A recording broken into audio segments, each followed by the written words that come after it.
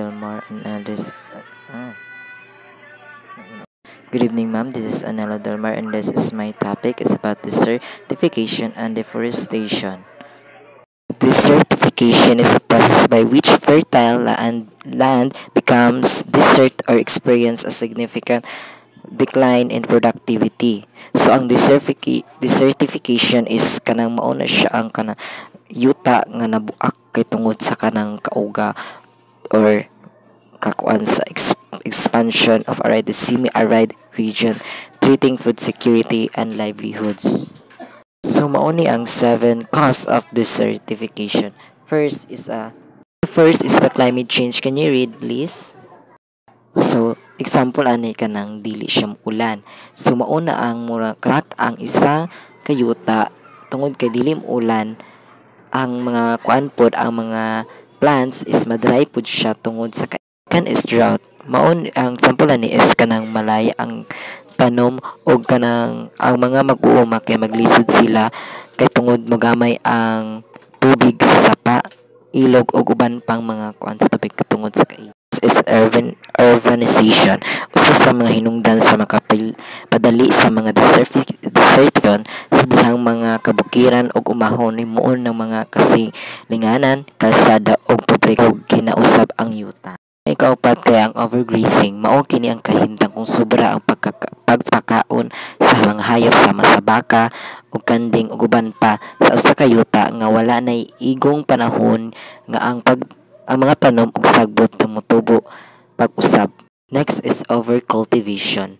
Mao kini ang usa ka yuta nga sigamita para sa mga tanom ug walay proper nga pag-atiman sama sa crop rotation, composting ug uban pa nga mahimong baog ang yuta ug dili motubo ang tanom. Ay kaunom ka ang deforestation. Mao kini ang pagputol sa mga kahoy nga nakaprotekta sa yuta. So next is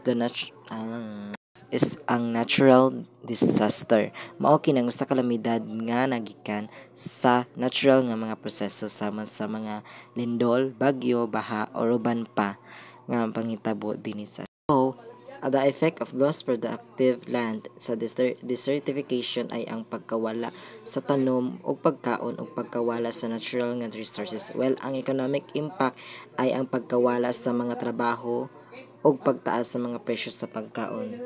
Effect of desertification sa environmental impact ay ang pagkawala sa mga produktibong yuta, ang dulot ng pagka-erosion sa yuta. While ang social impact naman ay ang pagka-desertify sa mga lugar maghimo o pagkawala sa mga pangkabuhian sa mga magsasaka. These are the possible solution of desertification to avoid the drought of our land.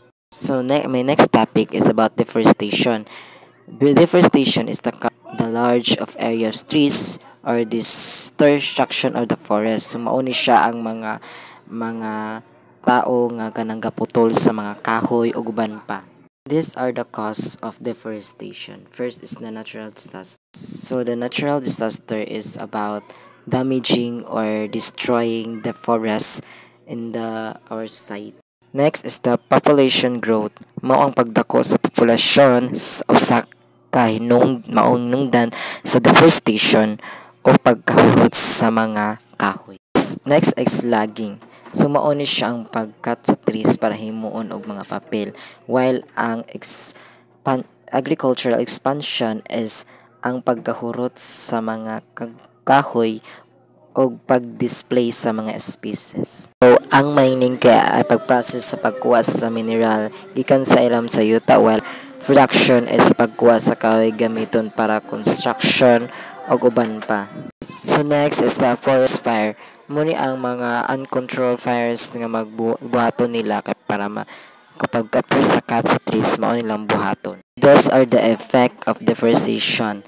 First is the greenhouse effect, soil erosion, imbalance in the water cycle, and contributes to acidic ocean and affects wildlife, leads to floods and droughts and loss of resources and also the health.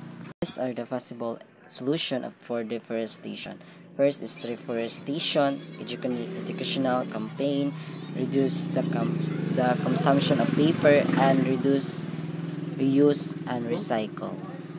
These are the similarities of desertification and deforestation.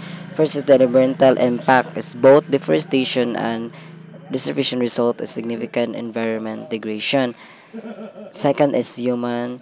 Lastly is the impact on soil. Both this deforestation and desertification can result soil and etc. That's all my report, ma'am. Thank you.